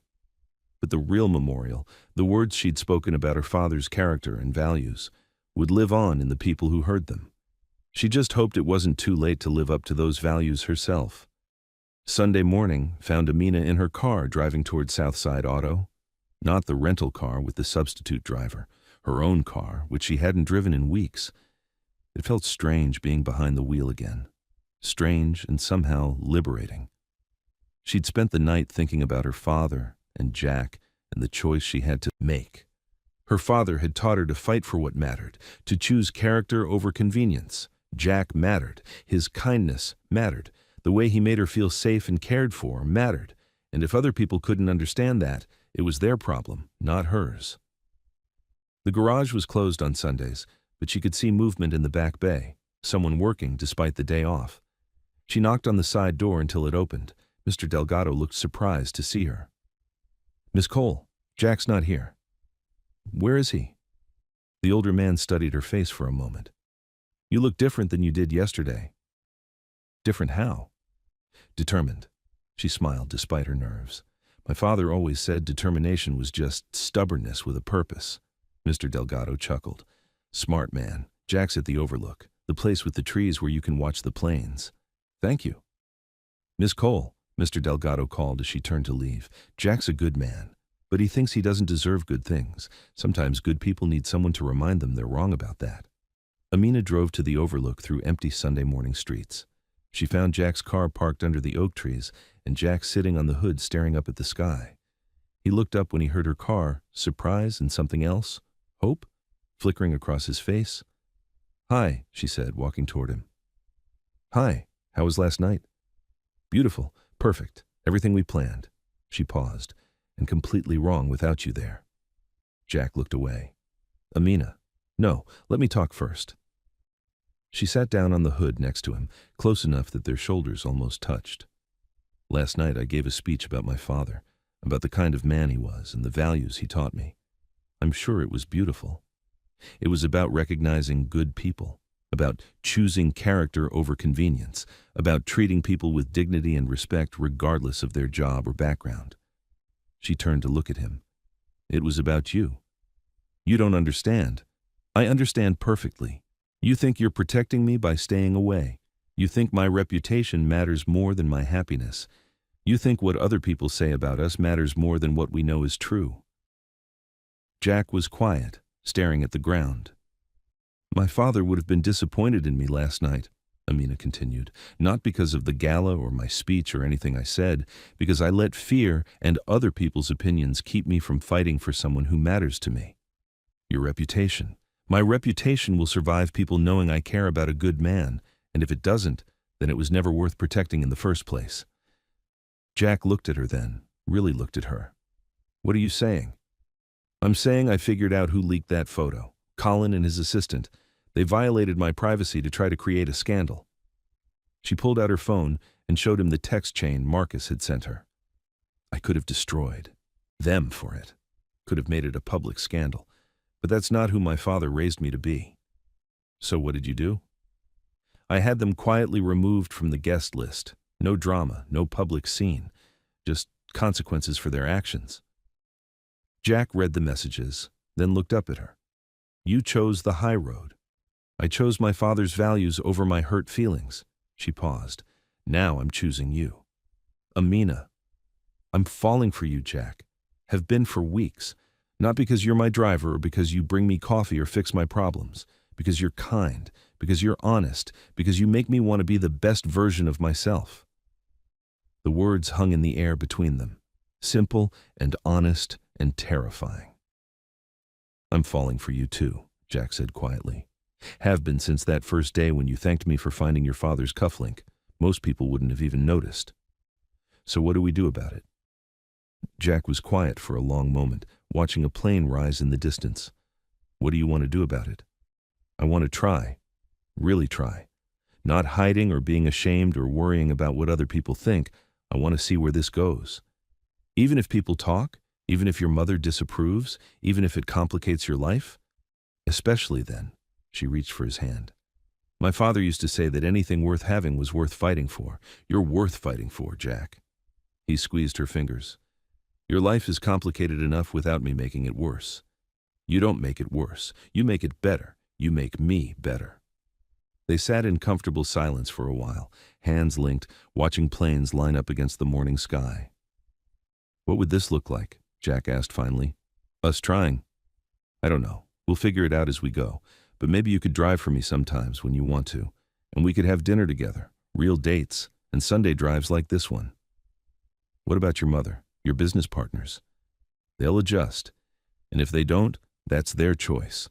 I'm not going to live my life according to other people's expectations anymore." Jack turned to look at her. "You sure about this?" "I've never been more sure about anything." He leaned closer, and she met him halfway. Their first kiss was soft and careful, and full of possibility. When they broke apart, Jack smiled, the first real smile she'd seen from him in days. "So what now?" he asked. "Now we go get breakfast, and you tell me about your week, and we start figuring out how to do this thing." This thing? Dating. Caring about each other. Being honest about what we want instead of hiding behind what we think we should want. Jack slid off the hood and offered her his hand. "I know a good diner. Nothing fancy." "Perfect. Fancy is overrated anyway." As they walked back to their cars, Amina felt lighter than she had in weeks. Not because everything was suddenly easy, but because they were finally being honest about what mattered. "Why, follow me?" Jack asked as they reached their cars. "Anywhere." The diner Jack chose was exactly the kind of place Amina never would have noticed before. Small and worn around the edges, with red vinyl booths and laminated menus and coffee that came in heavy white mugs. But the food was good and the people were friendly, and Jack seemed to know half the customers by name. "You come here a lot?" Amina asked as they settled into a corner booth. "Every Sunday for about 3 years. Mrs. Chen makes the best pancakes in Atlanta." As if summoned by her name, an elderly Chinese woman appeared at their table with a coffee pot and a warm smile. "Jackie, you bring a girlfriend finally?" Jack's cheeks turned slightly red. "Mrs. Chen, this is Amina. Amina, Mrs. Chen." "Very pretty," Mrs. Chen said, looking Amina up and down approvingly. "You treat our Jackie good, yes? He's good boy." "I'll treat him very good," Amina promised, trying not to laugh at Jack's embarrassment. "Good. I bring you pancakes, stack for Jackie, small plate for lady." "How does she know what you order?" Amina asked after Mrs. Chen bustled away. "Like I said, I come here every Sunday. Same booth, same order. Creature of habit. Creature of, I like things I can count on." Amina thought about that. "Is that why you became a driver? Reliable routine?" Jack was quiet for a moment. "Part of it. Also, I like helping people get where they need to go. There's something satisfying about being useful without getting in the way. You never get in the way. That's the goal." The pancakes arrived in short order, a towering stack for Jack and a more reasonable portion for Amina. They were fluffy and golden and came with real maple syrup. "These are incredible," Amina said after her first bite. "Told you." They ate in comfortable silence for a while. Sunday morning, quiet, soft conversation from other tables, the clink of silverware against plates. "Can I ask you something?" Amina said finally. "Always. Why did you really pull back this week?" "The truth." Jack set down his fork and looked at her directly. "Because I was scared." "Of what?" "Of caring about you more than I should, of wanting something I didn't think I deserved." He paused. "Of hurting you by being in your life." "You could never hurt me by being in my life. You could only hurt me by leaving it." "But that gossip blog was started by Colin and his assistant to try to break us up. It had nothing to do with reality and everything to do with his jealousy." Jack nodded slowly. "Marcus told you who leaked the photo." "You knew?" "I figured it out. Colin's been circling around you for months. Then suddenly you're spending time with someone else and he gets territorial." Jack shrugged. "Made sense." "And you still thought staying away was the right choice?" "I thought protecting you was the right choice, even if it meant protecting you from me." Amina reached across the table and took his hand. "I don't need protection from you. I need you to believe that you deserve good things, that you deserve to be happy. Working on it. Good. Because I have plans for us." "What kind of plans?" "Dinner tomorrow night, a real date. Somewhere nice where I can show you off." Jack smiled. "Show me off? I want people to meet the man who makes me happy. The man who brings me milkshakes when I have bad days and finds my lost jewelry and makes sure I'm safe.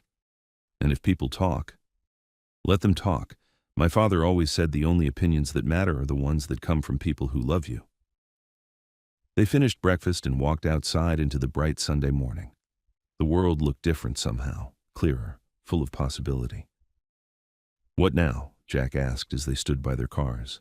"Now you follow me to my place. We'll sit on my balcony and drink coffee and figure out what we want this to look like." "Us?"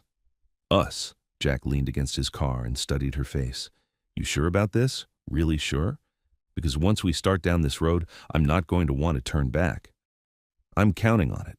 He stepped closer and kissed her again, Longer this time.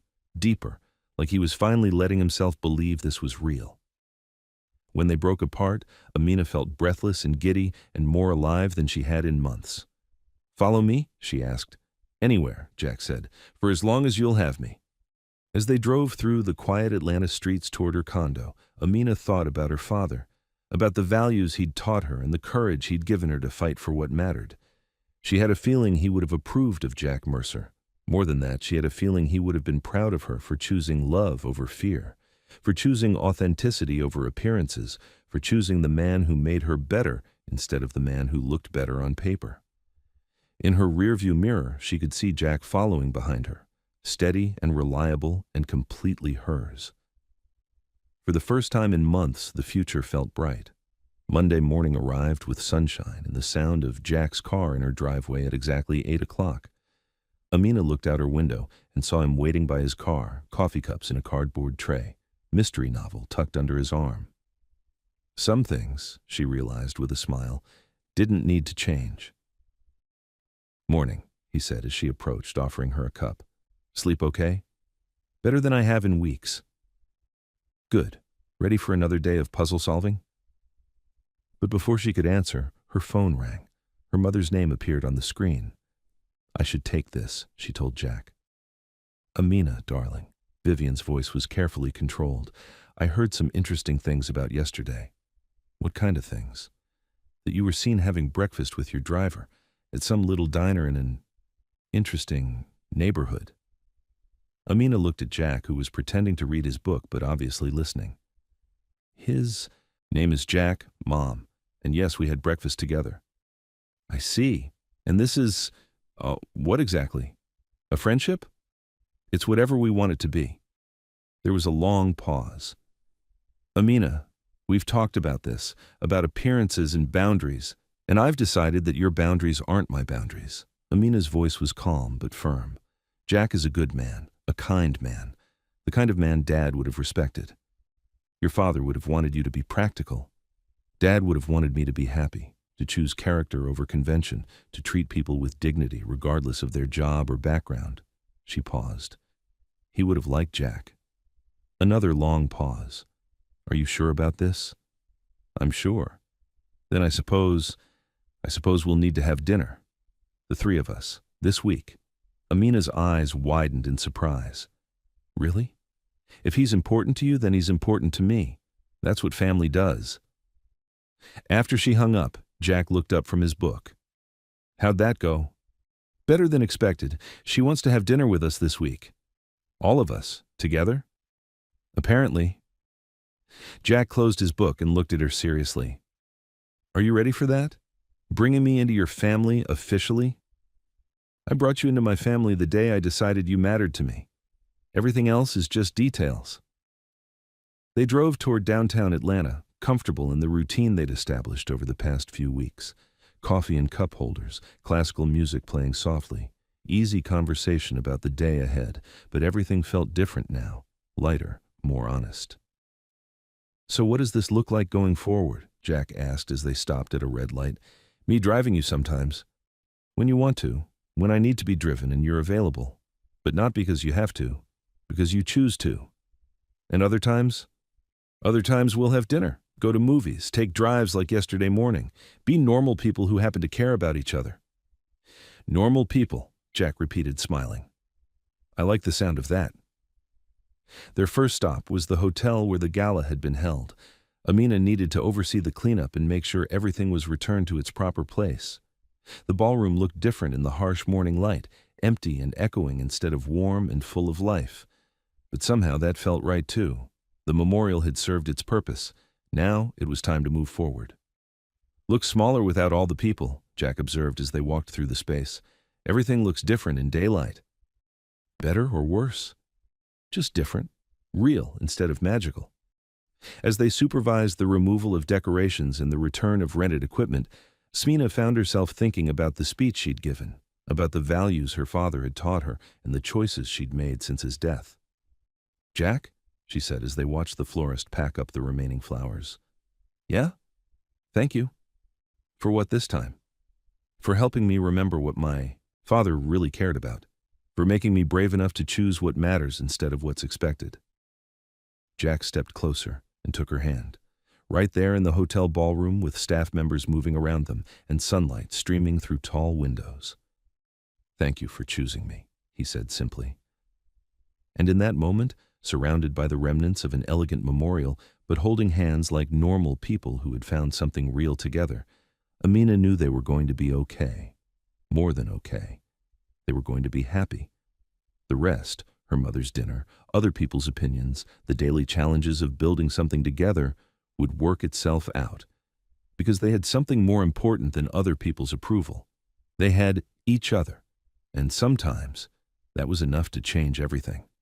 Tuesday afternoon brought their first real date. Not breakfast at a diner or milkshakes in the car or overlooked conversations in the middle of a crisis. A planned, intentional evening together as two people who had decided to see where this thing between them might go. Jack picked her up at 7, but this time he came to her door instead of waiting by his car. "Hi," he said when she opened it, and she could see he was nervous. "Hi yourself." He wore dark jeans and a button-down shirt that brought out his eyes. Simple clothes that looked like he'd taken care choosing them. In his hand was a single white rose. "Thought you might like this better than a whole bouquet," he said, offering it to her.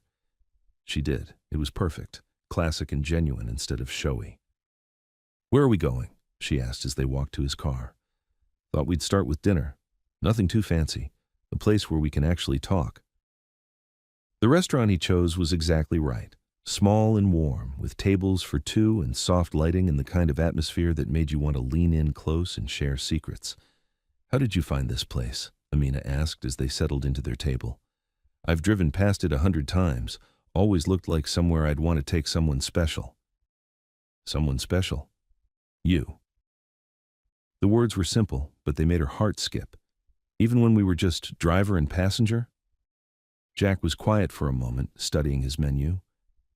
"I think I started falling for you the first day, when you thanked me for finding your father's cufflink. Most people would have just taken it and moved on, but you really saw it, really understood what it meant. It was the first kind thing that had happened to me in months." "Your dad dying?"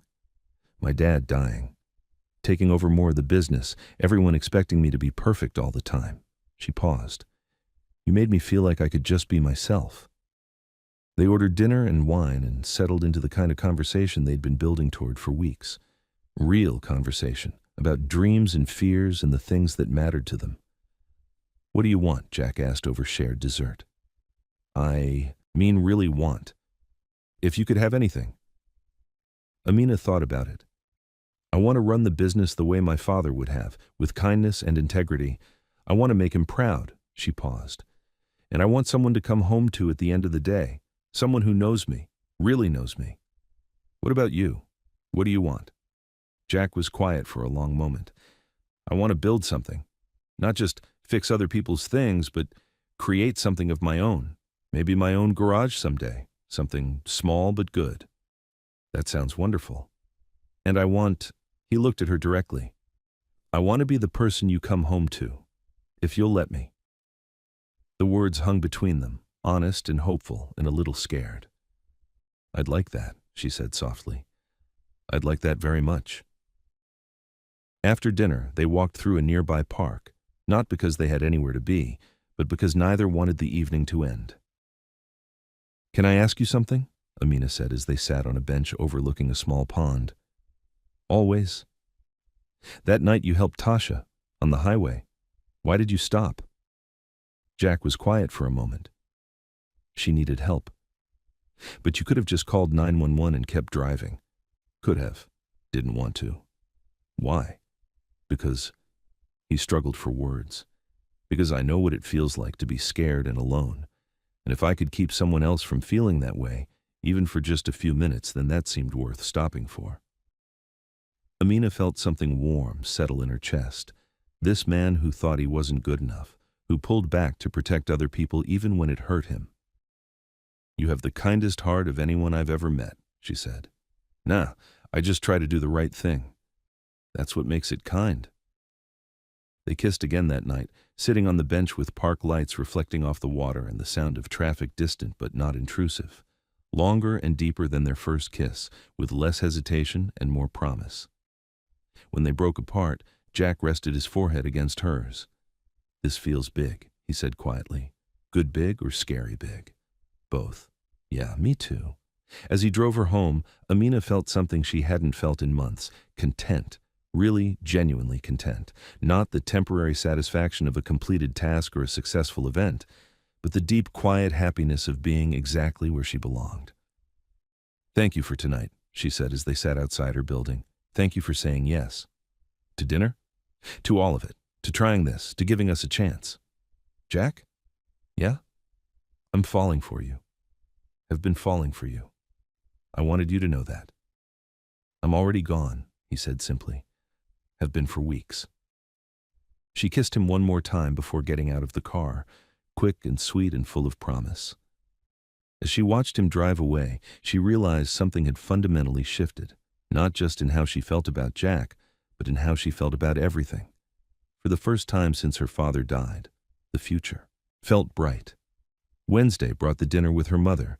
Amina had chosen a quiet restaurant in Buckhead, elegant but not stuffy. The kind of place where conversation was possible and everyone could be comfortable.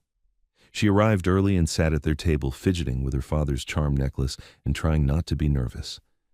Jack arrived exactly on time, wearing the same navy suit he'd worn to drive her that first day, clean and pressed and respectful. "You look beautiful," he said, kissing her cheek before sitting down. "You look nervous." "Terrified," he admitted, "but ready." Vivian arrived 5 minutes later, elegant in a cream silk blouse and pearls. She paused when she saw Jack stand to pull out her chair. "Mrs. Cole," he said, "thank you for agreeing to this." "Jack," she studied his face as she sat down, "thank you for joining us." The first few minutes were awkward, polite conversation about the weather and the restaurant and anything except what they were really there to discuss. But gradually, as Jack answered Vivian's careful questions about his work and background, something in the atmosphere began to shift. "Amina tells me you work at a garage at night," Vivian said. "Yes, ma'am. Southside Auto. I've been there about 3 years." "And you drive during the day?" "Some days, when people need reliable transportation and I'm available." "That's a lot of hours." Jack shrugged. "I don't mind working, and I like being useful." Vivian was quiet for a moment, studying him. "What are your long-term goals? Your plans for the future?"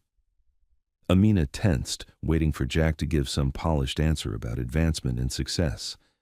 Instead, he was simply honest.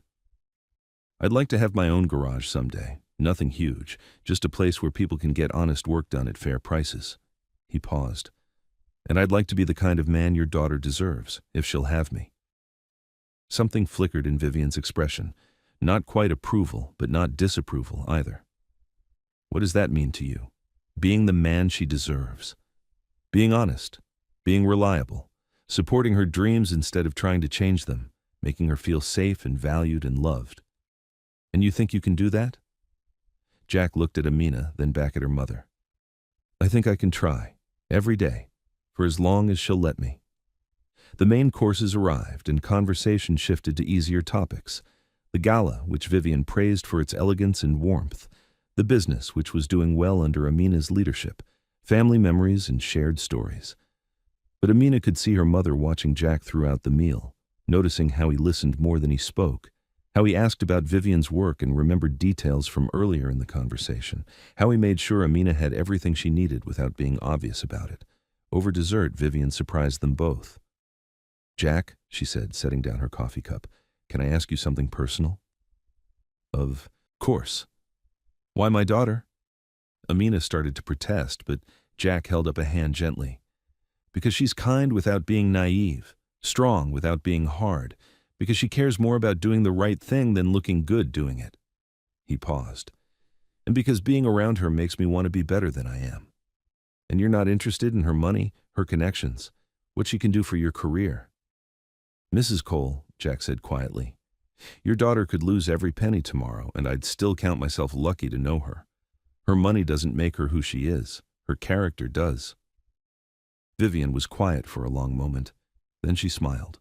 Not her polite social smile, but something warmer.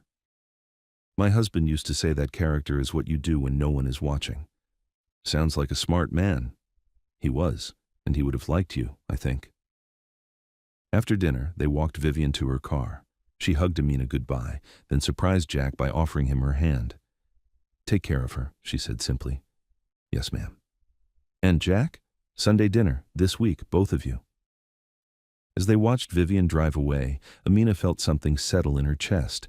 Not complete acceptance, that would take time, but the beginning of it.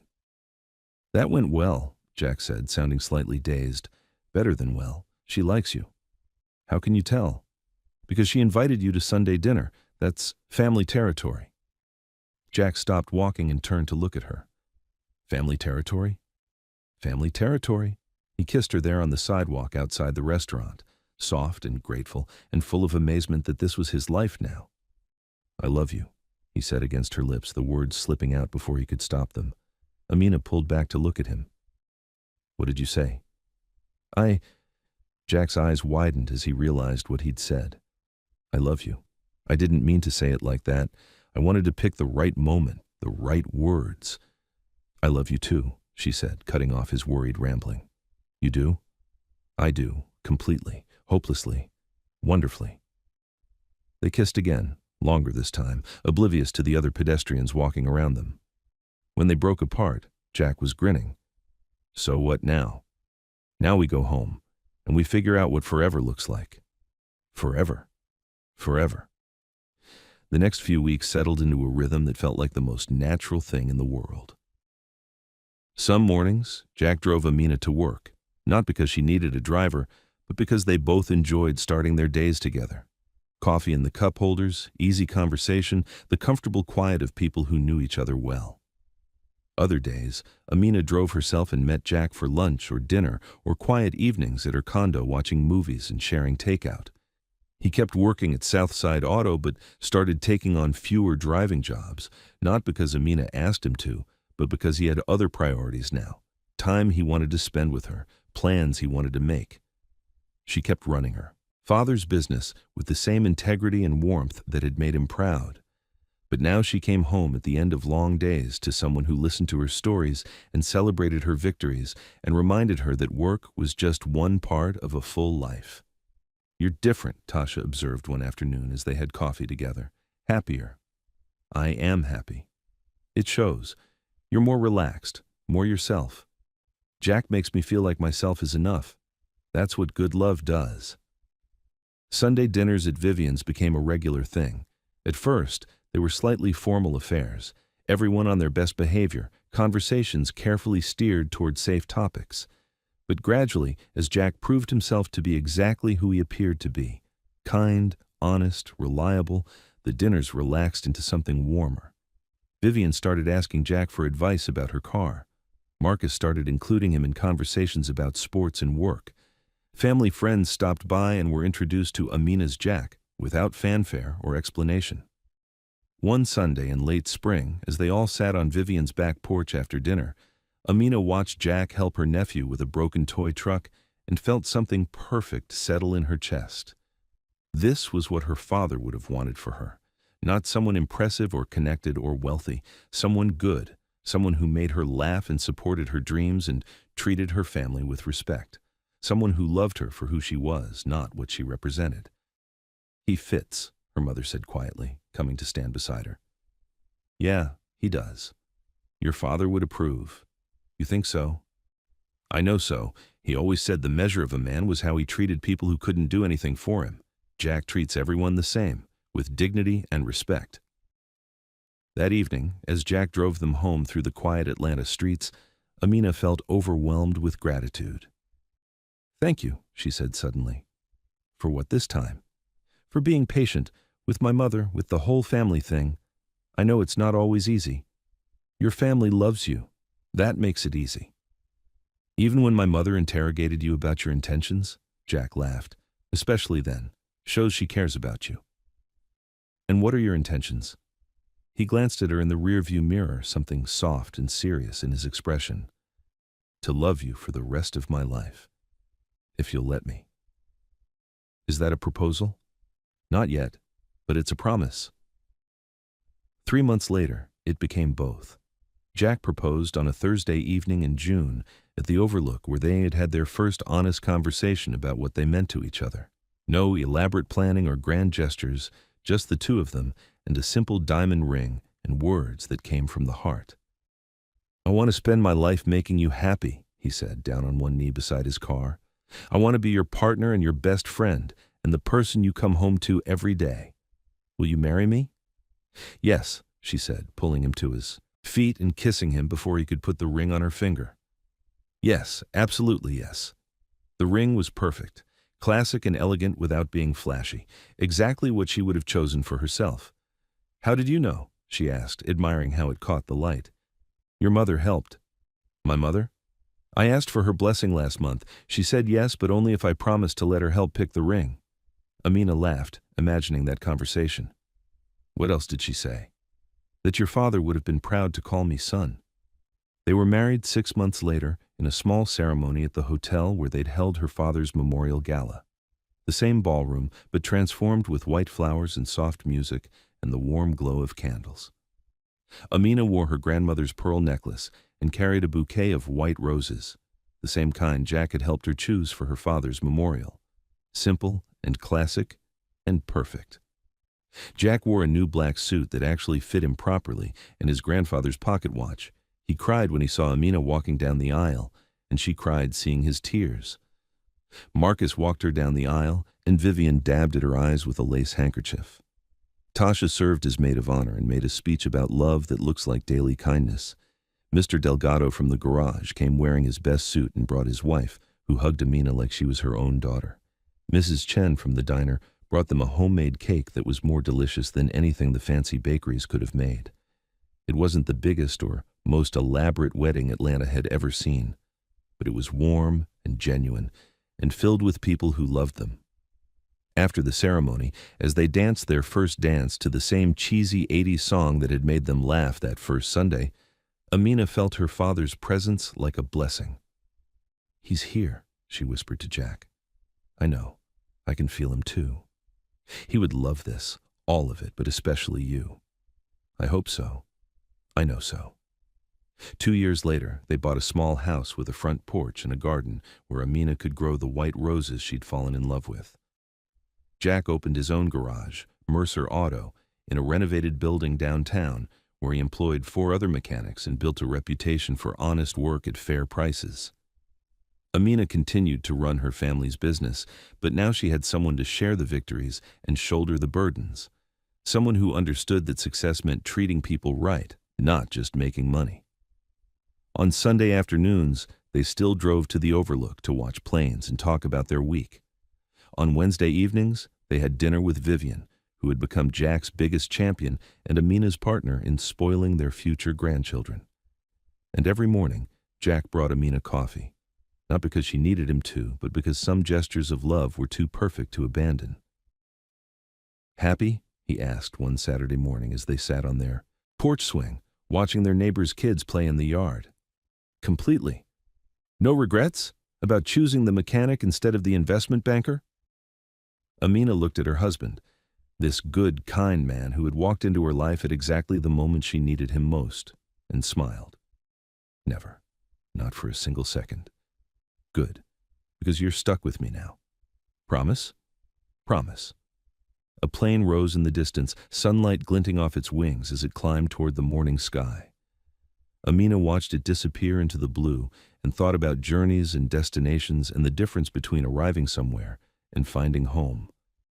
She'd found home, not in a place, but in a person, in daily kindness and steady love, and someone who saw her for who she really was.